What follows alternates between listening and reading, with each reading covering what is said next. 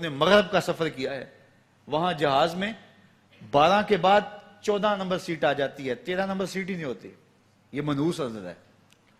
یعنی آج وہ کہیں اڑانے بھر رہے ہیں اور کہاں سے کہاں پہنچ گئے ہیں، لیکن یہ ذوف الاعتقادیہ پوری دنیا کے اوپر موجود ہے.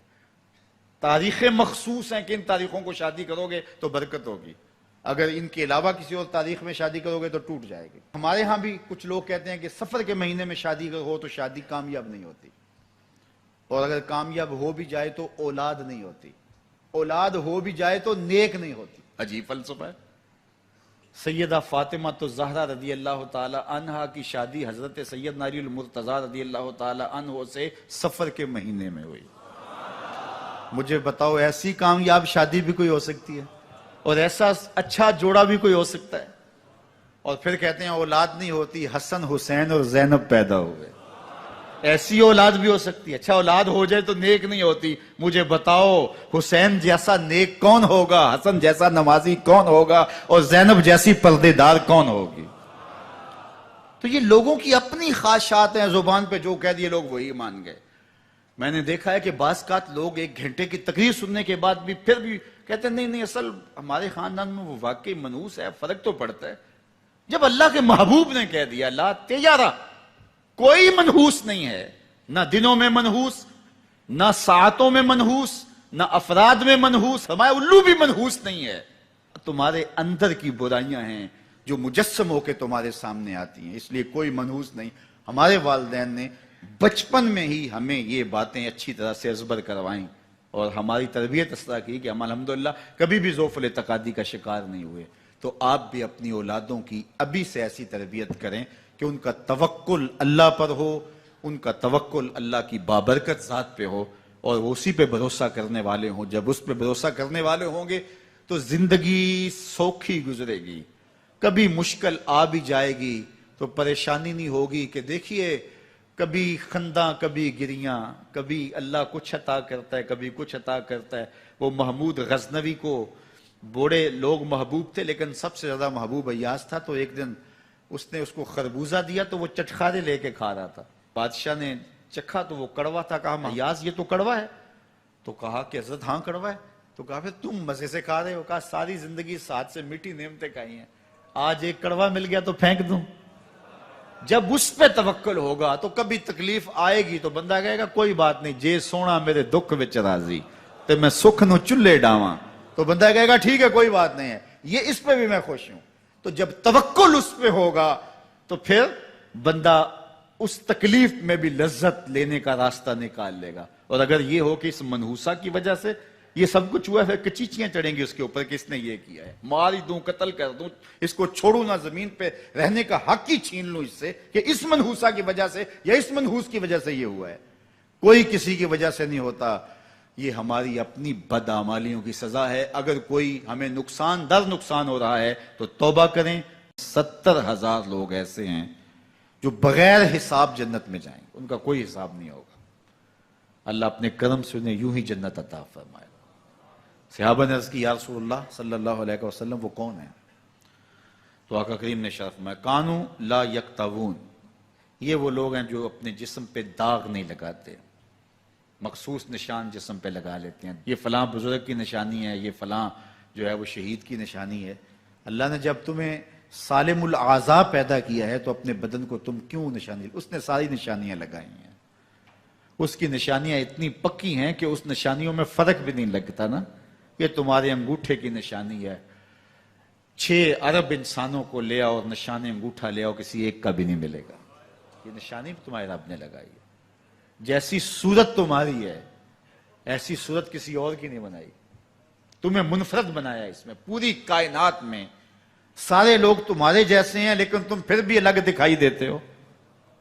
سب کی 2 آنکھیں، سب کا ناک، سب کے ہونٹ، سب کا رنگ ملتا جلتا، لیکن سب کی شکلیں الگ ہیں. یہ زید ہے، یہ بکر ہے، یہ عمر ہے، یہ آس ہے، یہ فلاں ہے. دوسرے وہ ولا یسترقون، اور وہ رکیہ نہیں کرتے. یہ چھو منتر جادو ٹونا ہر وقت عاملوں کے پاس بھاگے پھرتے ہیں، اور وہ انہیں جو ہے وہ غلط سلط ٹوٹ کے ٹونے بتاتے ہیں اور وہ کرتے رہتے ہیں. عجیب لوگوں کے نفسیات ہوتے ہیں، صبح سے لے کر شام تک اسی چکر میں رہتے ہیں اور پھر ساری زندگی ان توہمات سے نکل ہی نہیں پاتے۔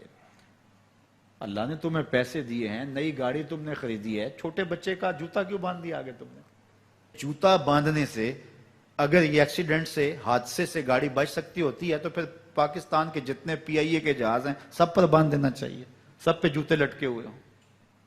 عجیب تم نے فلسفہ تراشا، کسی نے جو ہے وہ کالی رنگ کی پٹی باندھ دی نیچے، اس سے اس کو نظر نہیں لگے گی۔ گھوڑے کے پاؤں کے نیچے جو کھری لگی ہوئی ہوتی ہے، کچھ لوگوں نے اپنے گھروں میں وہ باندھی ہوئی ہوتی ہیں کہ اس سے ہمارے گھر کے اندر کوئی مصیبت نہیں آئے گی، کوئی تکلیف نہیں آئے گی۔ کسی نے ہنڈیا اپنے گھر کے اوپر الٹی رکھی ہوئی ہوتی ہے، یہ ہنڈیا بچا لے گی، اور میاں ہنڈیا کیا بچائے گی تجھے؟ اللہ کے قہر سے کچھ نہیں بچا سکتا۔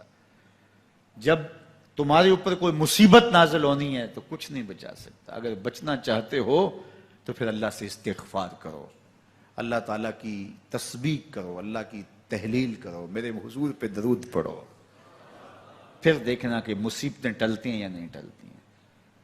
تو یہ خام خواہ کے رکیے، اور یہ عامل لوگ جو ہیں ان کا تو کام ہی یہی ہے، ان کا کام چلتا ہے لوگ ذوف الاعتقادی میں مبتلا رہیں، اور یہ کہہ دیتے ہیں کہ آپ کے خاندان میں ایک منحوس عورت ہے، یہ اس کا کیا ہوا ہے، تو کوئی نہ کوئی منحوس تو پہلے ہی انہوں نے طے کر رکھی ہوتی ہے، فوراً ذہن وہاں جا کلک ہو جاتا ہے۔ اس کا نون سے نام شروع ہوتا ہے، اس کا کاف سے نام شروع ہوتا ہے، اس کا جیم سے نام شروع ہوتا ہے، تو پورے خاندان میں کسی کا نام کاف، نون یا جیم سے تو شروع ہوتا ہی ہوگا، یا دوستوں میں، تو فوراً ذہن جو ہے ادھر منتقل ہو گیا۔ اب یہ بابا جی نے بتا دیا ہے، ہاں ہاں ہاں اس نے یہ بات کی تھی، کچھ باتیں یاد آنے لگیں، اس کاف سے شروع ہونے والے نام کے ساتھ نفرت پیدا ہو گئی۔ اس بابے نے نفرت کا کاروبار کیا ہے، اس نے تو 100 روپے 200 روپے لے لیے، لیکن دو انسانوں کے اندر نفرت ڈال دی، اس کا گریبان کل قیامت کے دن پکڑا جائے گا۔ ان ملنگوں کے پاس، ان ذوف الاعتقادی کو پھیلانے والوں کے پاس کبھی نہ جاؤ۔ تمہیں مصیبت پڑی ہے، تمہیں لگ رہا ہے کہ شاید میرے اوپر جادو ہے، تو پڑھو نا سورہ بقرہ، جادو جڑ سے اکھڑ جائے گا۔ 40 دن اپنے گھر میں سورہ بقرہ پڑھو، برکت ہوگی۔ کہتے ہیں مولوی صاحب 40 دن تو نہیں پڑھی جا سکتی، 2.5 پارے، ہمیں کوئی تعویذ ہی کر دیں۔ ہم شارٹ کٹ چاہتے ہیں نا، روزانہ صبح 2.5 پارے سورہ بقرہ پڑھے، یہ تو ہم سے نہیں پڑھی جائے گی، تو آپ کوئی تعویذ ہی لکھ دیں۔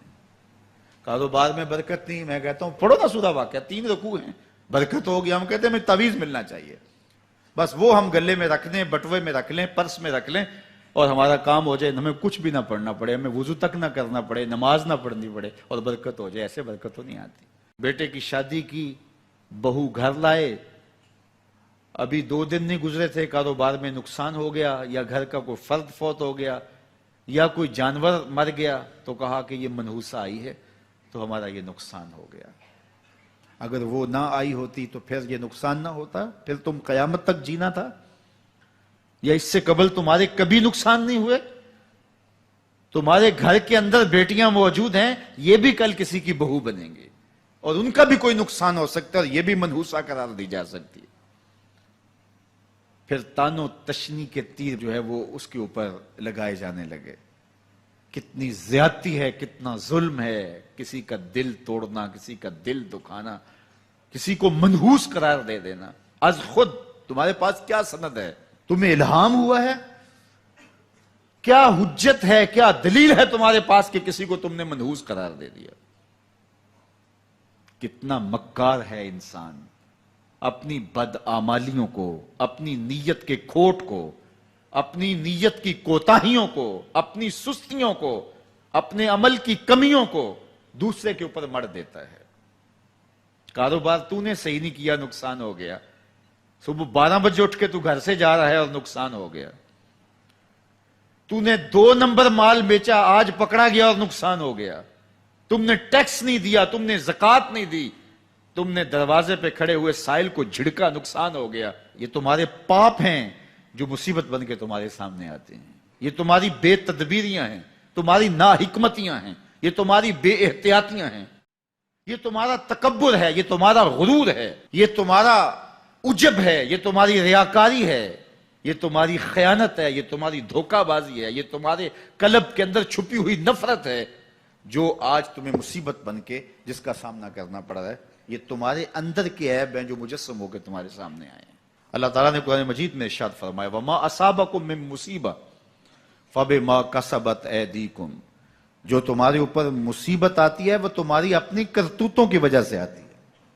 بیماری آئی تمہارے پرہیز نہ کرنے کی وجہ سے آئی، بیماری آئی تمہارا زیادہ کھا لینے کی وجہ سے آئی، بیماری آئی تمہارا نامناسب غذا لینے کی وجہ سے آئی، بیماری آئی وقت پہ سوئے نہیں، وقت پہ اٹھے نہیں، تم نے کسی سے زیادتی کی، بیماری تمہاری بدعمالیوں کی سزا ہے، مصیبت کا آنا، تکلیف کا آنا تمہاری بدعمالیوں کی سزا ہے۔ اور منحوسہ یہ خاندان کی خاتون ہے، تو یہ دوسرے کے اوپر مڑ کے اپنی کوتاہی، اپنی غلطی دوسرے کے اوپر لگا دی اور اس کو منحوس قرار دے دیا۔ اگر کسی کا کام تمہیں دیکھ کر کے اچھا نہ ہو تو پھر تم بھی منحوس قرار پائے نا۔ اگر آج تم کسی کی بہن کو، کسی کی بیٹی کو منحوس قرار دیا ہے اور خاندان کے اندر اس کو منحوس مشہور کر دیا ہے، تو اگر کوئی یہ مشق تمہاری ماں پہ کرے، تمہاری بہن کو منحوس قرار دے دے، تمہاری بیٹی کو منحوس قرار دے دے، تو تمہارے دل پہ کیا گزرے گی؟ یہ کتنا ظلم ہے، کتنی بڑی زیادتی ہے کہ آج خود کسی کو منحوس قرار دے دیا۔ کوئی منحوس نہیں ہے، کوئی لمحہ منحوس نہیں ہے، کوئی شخص منحوس نہیں ہے، کوئی وقت منحوس نہیں ہے، کوئی گھڑی منحوس نہیں ہے۔ مصیبت کا آنا، تکلیف کا آنا تمہاری بدعمالیوں کی سزا ہے۔ لیکن قرآن نے کیا خوب بات فرمائی، وَيَعْفُو عَنْ كَثِيرٍ، ابھی تو بہت ساری باتیں ہم معاف ہی کر دیتے ہیں۔ تم نے کوئی گناہ کیا، پھر تمہارے ہاتھ اٹھ کے ہم نے معاف کر دیا۔ تم نے کوئی گناہ کیا، تم نے صدقہ کیا، ہم نے معاف کر دیا۔ تم نے کوئی گناہ کیا، تم نے سجدہ کیا، ہم نے معاف کر دیا۔ تم نے گناہ کیا، تم نے وضو کیا، ہم نے سارے گناہ جھاڑ دیے۔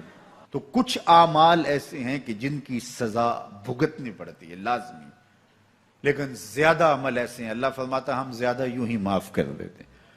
اور اگر ہم سارے معاف نہ کریں تم چل ہی نہ سکو، زندگی تمہاری گزرے ہی نہ، اتنی مصیبتیں تمہارے اوپر ٹوٹ پڑیں، لیکن تم وہ منحوسہ کو قرار دے کے اپنے اوپر سے ٹال رہے ہو، فلاں منحوسہ اس لیے سب کچھ ہو رہا ہے۔